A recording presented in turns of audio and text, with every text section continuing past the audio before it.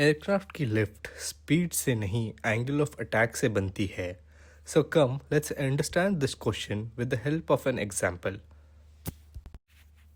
So let's look at this question. Which factor primarily controls lift generation in an aircraft? So the options we have is airspeed, air density, angle of attack, and wingspan. So by a small explanation which I have written on the screen, let's try to understand this question.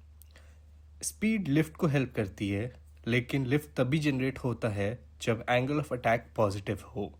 So zero angle of attack पे high speed होने के बाद भी lift नहीं मिलेगी. So now let's look at our options. So a air speed, which is not possible, that's what we read just now. Air density, not really. Angle of attack, it can be. And wingspan, not really. So the correct option is Charlie.